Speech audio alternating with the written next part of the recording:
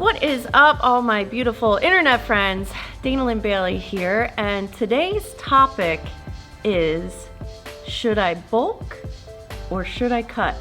We're kind of getting up in those colder months where we're all putting hoodies on, and I know this is everyone's bulking season. So I wanted to kind of go over what is a bulk, what is a cut, and who should do it, when should you do it, and what's the purpose of it? What? I'm bulking. It's my off season. Dana Lynn Bailey. Let's go! Do what I do! Work like I still got something to prove! Let's go! All I do! Work like I still got something to prove! I haven't even said a line yet. So bulking and cutting are two terms that are heavily used in the bodybuilding, well, I guess bodybuilding and powerlifting community.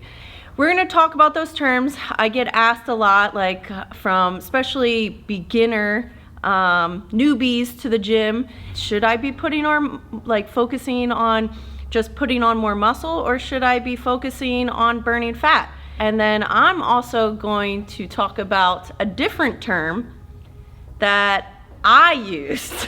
So you got to stay to the end until you find out all of my secrets. So what is a bulk? What is the purpose of a bulk? So basically the purpose of a bulk is adding as much muscle or as a powerlifter, as much muscle and strength gains. And you really want to minimize the amount of fat gains, because I don't want to say, well, it's kind of impossible. If you are technically doing a bulk, you're eating in a surplus of whatever your maintenance is. So you're eating more calories than you expend in a day or in a week. So in turn, when you eat more calories than you expend, what happens to those calories? They get stored. So inevitably, as you build muscle, you will also gain a little bit of fat. We just want to minimize that. This is what the thing I want to drive probably home the most is what's called a dirty bulk. There is no excuse for a dirty bulk. The excuse for a dirty bulk is those are people that just want an excuse to eat whatever you want. The purpose of a bulk is, if you're doing it correctly for optimal strength and muscle gains, it matters where your calories come from. If you don't care about your cholesterol level or your blood pressure, or when it does come to cutting, it's going to be 3 times as hard to cut weight and you're going to need more time. It matters where those calories come from. It matters when you go to the gym if all you ate was pizza and Pop-Tarts that day. It matters. So I always suggest everyone that does a bulk, don't make it the excuse to eat whatever you want, because there is a reason for your bulking, and that's to gain strength and gain muscle in a clean manner. So I always suggest, and again, we're all humans, a good way of thinking about it is eating in an 80-20 split. So 80% of your diet should be clean. It should be real food that you have to cook. So chicken, fish, white rice, good complex carbohydrates, good proteins, and a ton of green vegetables. Your diet should be healthy. 80-20 split, back to that other 20. That other 20 is like, okay, you go out to a restaurant, you have dessert. Okay, you had a Snickers bar this week. So you need to eat in a surplus. So this is anywhere from 20 to 1,000 calories. If you start a bulk, do you want to just throw 1,000 calories onto your system right away? No. Everything is going to be a stepping stone. Everything should be almost like a cycled, a planned event. Starting with maybe on the minimal side of adding like maybe 200-300 calories, and then if you're not getting stronger, you're not feeling anything, then you can add a little bit more. Now, the other part of bulking is your training. So obviously, if you got the diet under control, you gotta get the training under control. So the only way to see muscle gains is you gotta lift some weights. And the best way to do that is using progressive overload. I never had a training program for the first 10 years of lifting ever. I just went in and like did my thing. And the thing I did focus on was making sure that I'm doing heavy compound lifts. So your squats, your deads, your bench, barbell rows, shoulder press, something where like your rep ranges are like 6 and below, something very heavy. So when you do that, obviously you're gonna add strength gains, but it's also gonna build onto that muscle gains. And then the rest of your workout, that's where the hypertrophy comes in. That's where like the volume comes in, your supersets, your drop sets, the burning, anywhere from like 10 to 20 reps. So making sure you do a wide range of reps is also very important. So every week, whatever you were doing, try to keep track, especially at least the compound movements. Every week you should try to be adding weight to that or adding reps to that. That's the whole purpose of progressive overload. You need to overload your body, you need to overload your muscles in order to grow. Making sure that you are taxing your muscles, making them work, don't dog it, progressive overload. So you need a good combination to maximally see muscle gain or strength. You need to have your diet actually on point still. Focus on your protein, focus on that like 80-20 split. So 80% of your diet should be clean, 20% you can have a little bit of fun here and there. You're eating in a surplus, and your training needs to be on point. And that, my friends, is the purpose of a bulk. It's not something that you do forever. It's like periods of time. So you will bulk for, let's say, 16, 18 weeks, and then you'll go to a second phase where we're gonna get into cutting. All right, now let's get into what is a cut. Who should be cutting? When do you cut? For me, my cutting season, it's like 20, 25 weeks out. So yeah, so if I have a show in September, I start May. And that is my cut, which would cut or prep, whatever you want to call it. So for someone that, let's say you're not a bodybuilder, you're not a power lifter, you're not really getting ready for like a show of some sort, but maybe you want to cut down for summer. So you can look pretty, you want to be shredded in your bathing suit. Maybe you're getting married and you want to look bomb in your wedding dress. That would deserve a cut. Now, how far out will all entail on you is how far out are you? If you did a bulk before that, did you do a dirty bulk and you need a lot of time? I always suggest that longer is actually better for me. It makes the cut a little bit easier.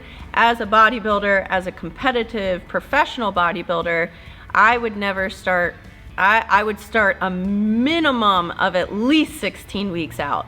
But I say if you're doing something just like for an event, like a wedding or for summer, yeah, like something like a 12 to 18 week period is fine. And then I wouldn't really go much over that, because you'll find this is something that you don't want to stay in. Because what is a cut?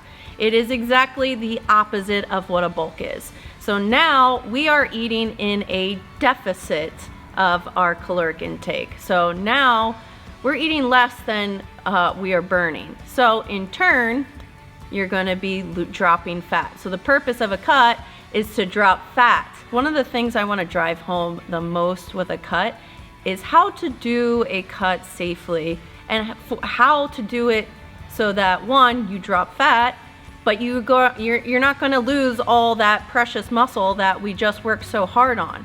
Because let's say you start a cut, you only give yourself 8 weeks and you just are like, I'll just cut 1,000 calories out.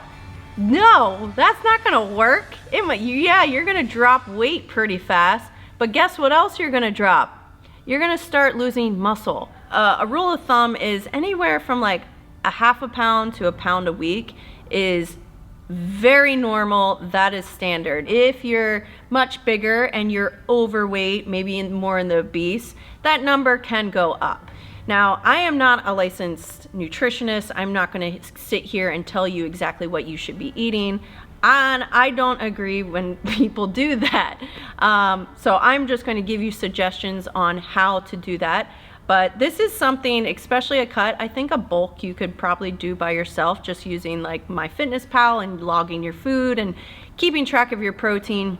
If you're serious about this and this is like a weight loss journey that you want to go to, or if you're competing in a bodybuilding show, I would seek some sort of professional help so that you're doing this in a safe way, that you're not going to injure yourself or cause damage hormonally, because I see that a lot in the bodybuilding world, is girls causing hormonal damage because they go too extreme too fast for too long. But if you saw my diet and how much food I was eating, it doesn't feel like a diet. I was eating like a cup of rice for every meal, and I was eating 6 meals a day. Cup of rice every single meal. Doesn't feel like a diet. I felt like I was overeating. Oh my God. But I also had a professional writing my diet for me. So I would seek out someone that actually has a nutrition degree, is a certified nutritionist, not just Joe Schmo from the gym. Seeking someone professionally out would be very helpful for this. This is also something where you want to start slow. You might not even have to change your diet at the beginning. So maybe you weren't doing any cardio. Instead of already just taking calories out of your diet, keep your calories, keep your diet exactly the same, and just add in some cardio. Add 3 days of cardio in, 20, 30 minutes. And then that would be your first step.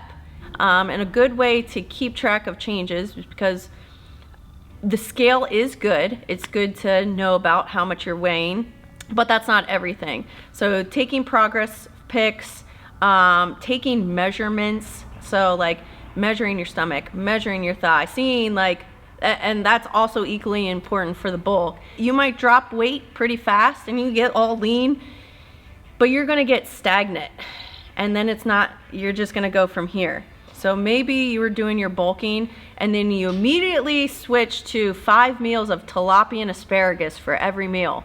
Yeah, you're gonna drop weight. You'll drop weight pretty fast. But what happens when that stops? Where do you go from there? Once you're already at tilapia and asparagus, what do you cut out from there? Do you start cutting out asparagus? Like, no. So making sure that, one, it's a balanced diet. This is where the nutritionist is going to come in hand, making sure you're doing it a healthy way, making sure that you're getting enough protein. That's the biggest thing, is when you start taking calories out, you got to make sure you hit your protein count, so to keep those muscle gains as much as possible. So making sure you keep that protein is very important in both the bulk and both the cut. There's so many tools out there. There's calorie calculators so that you can put in all your information, your height, your weight, your age, your activity level, and that is going to give you how many calories a day you should be using for maintenance. And then there's also MyFitnessPal. So maybe you don't have a nutritionist, you don't have anywhere to go to. You can start off doing it by yourself. So I use MyFitnessPal even now just to keep a log, because it's easy, especially when you're not on a strict diet. When you start snacking here and there, those little snacks add up.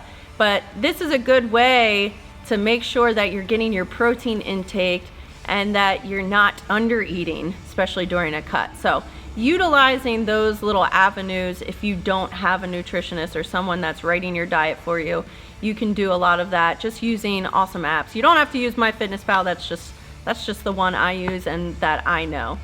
All right, just like bulk, training is also equally important. I would say that for cutting diets, probably, you always say like abs are made in the kitchen. So much of your cut is going to deal with diet. If your diet's not on point and you're not following it and it's not clean, then no matter how hard you train, like you're just not going to get to where you need to be. You're not going to lose the fat. But on the training aspect, like obviously training is very important. I think at all times, you should always be focusing on progressive overload. You should always be like wanting to add more weight or add more reps. The only thing I could say is like if you wanted to burn extra calories while you're training is cut the rest time down, maybe do more giant sets where you're doing 3 exercises at a time, where you're just burning more, where you're sweating more. And then obviously cardio, very important. So adding that in, maybe starting with 3 days a week, adding 4 days a week, 5, 6, and then how much. So as far as cardio goes, again, that's also up to you. I'm not someone that says like, no, you should only do steady state because that's the fat burning one. But on the contrary, I think HIIT is also absolutely fantastic. One, is gonna save you a ton of time. It's much faster.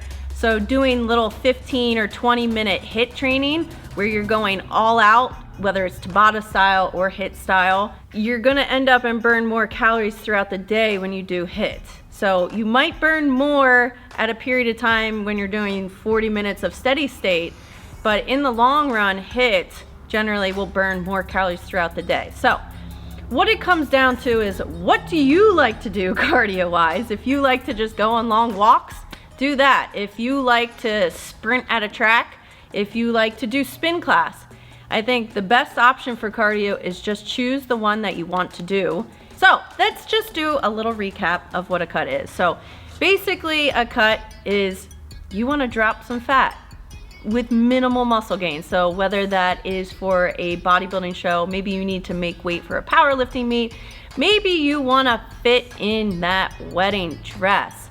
There is a time frame that you will give yourself. It's anywhere from a 12, 18 week window, and you don't want to stay there. So this is when you're eating in a deficit.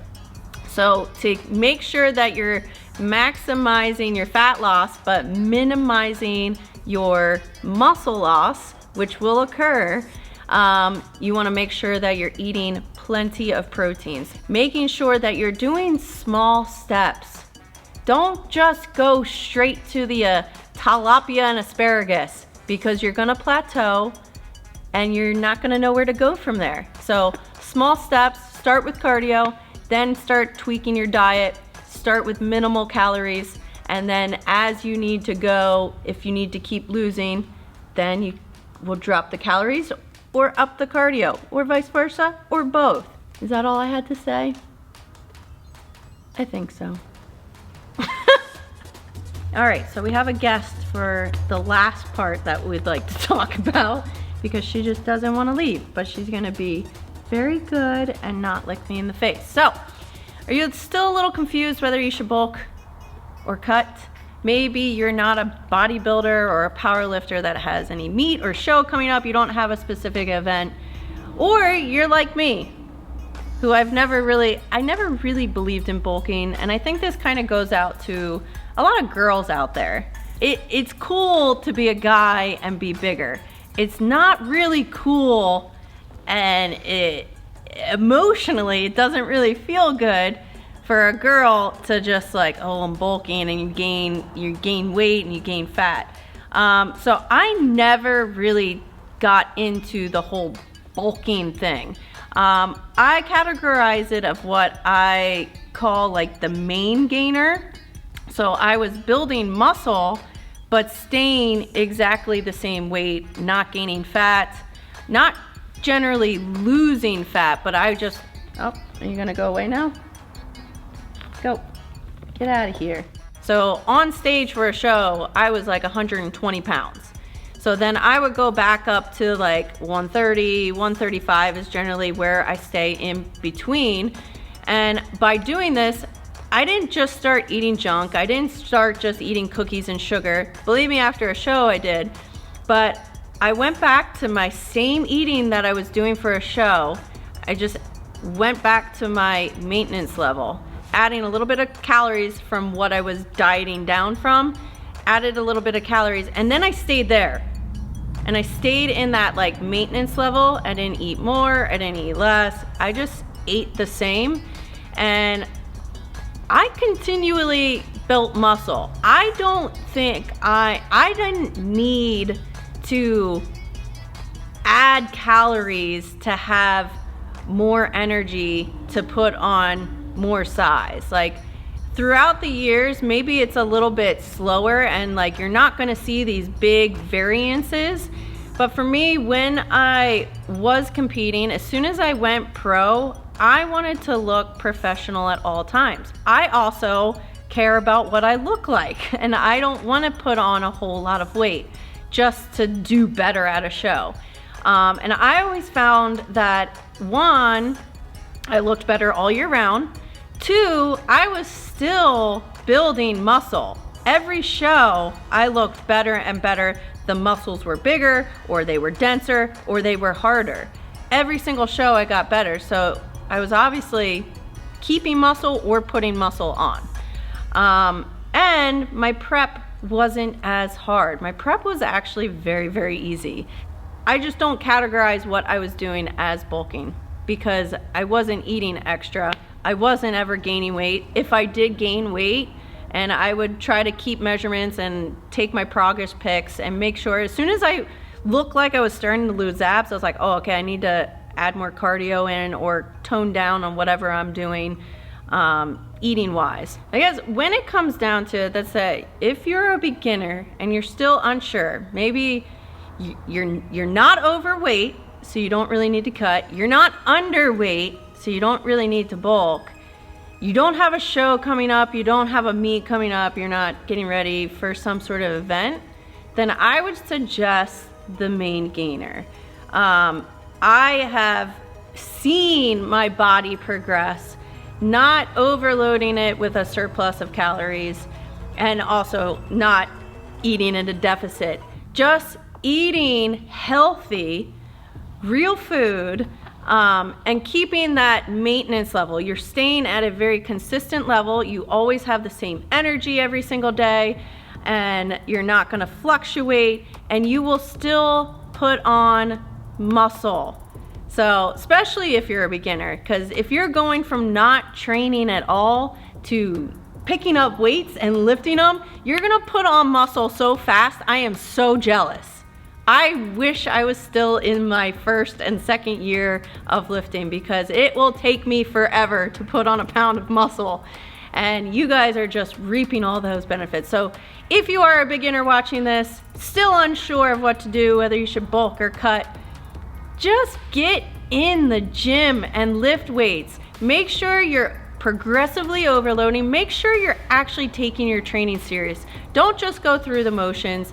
Add weight, add reps, and pay attention to your diet. I have seen great results just being the Main Gainer, and I live by that. And that's pretty much what I do now. I'm at a maintenance level, and I'm just training as hard as possible, still doing cardio, still watching my diet, and I'm gonna put on some muscle. It's just gonna take me a little bit, but I'm putting some muscle on. All right, guys, I hope you enjoyed this video and it was informative of any kind of confusing views you might have on bulking and cutting. Whether you're a beginner or you're a veteran lifter and maybe you need some help on training, I got you, DLB Daily. So if you need some help on some progressive overload and some progressive training, come check out my site, DanaLynnBailey.com, and I will take you to the next level. But thank you guys so much for watching. Until next time, I love you.